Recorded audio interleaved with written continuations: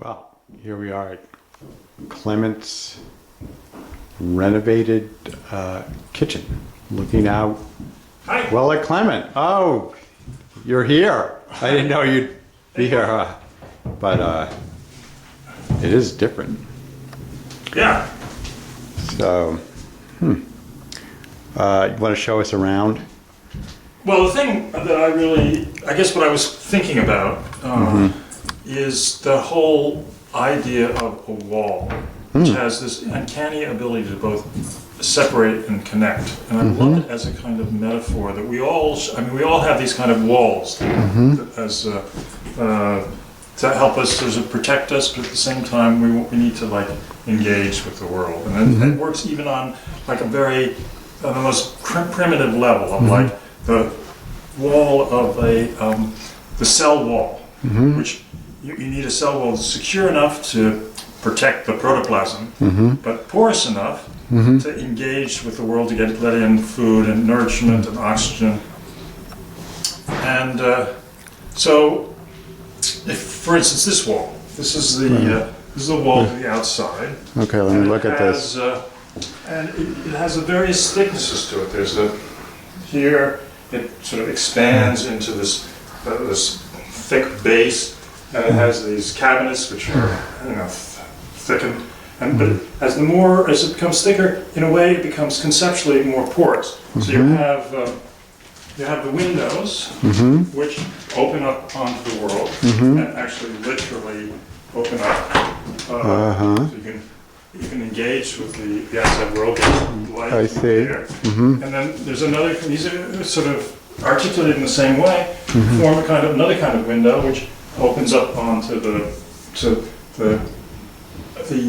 things of the world. The world is somehow pushed through the wall to become pottery ware or glassware. The earth is sort of engaging with the kitchen, and becomes a place that contains, over here, contains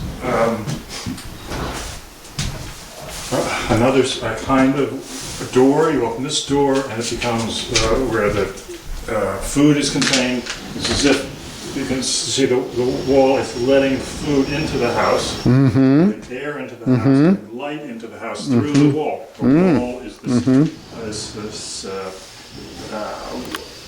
this magical device that both separates and connects you to the outside world.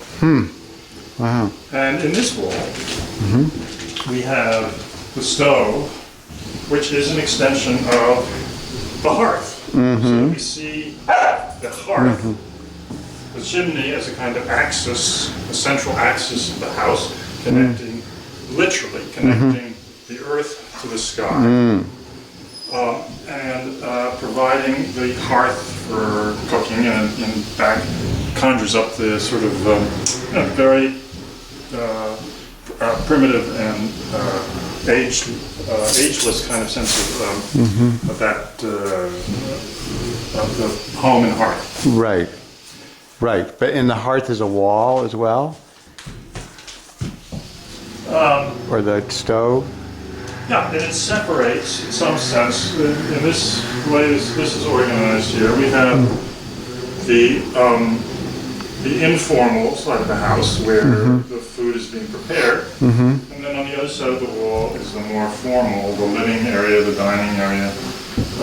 So that as you pass through the wall, you have a door, pass through a door, which is more than just a separation. Is a door to a different kind of experience.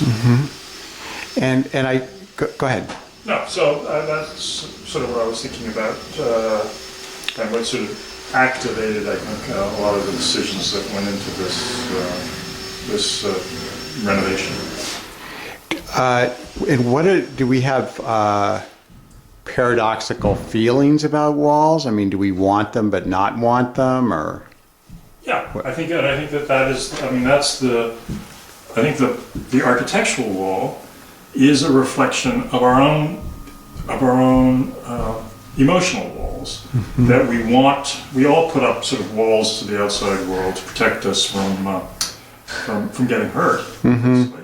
But we want them to be porous enough. We want these walls porous enough that we can have the engagement with the outside world, the warmth, the sociability, the connection to light and air and people. So we want doors as a way of connecting to people, Right. but also we want to be able to have the privacy of shutting the door Right. and saying, no, this is a space that we want our own internal experience. Right. So I see the house as a kind of metaphor for our own personalities and how and so the importance of like respecting those architectural elements of windows, doors, thresholds, walls, stairs as metaphors for the way we engage with the world and ourselves.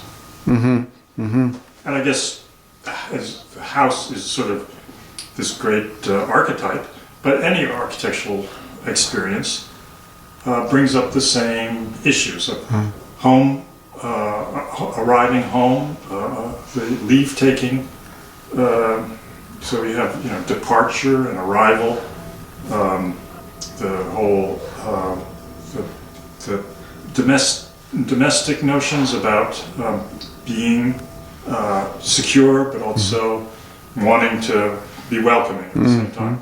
So the architectural decisions, I think, are basically a reflection of that. It's not just a question of style or what color paint to use, but really how the building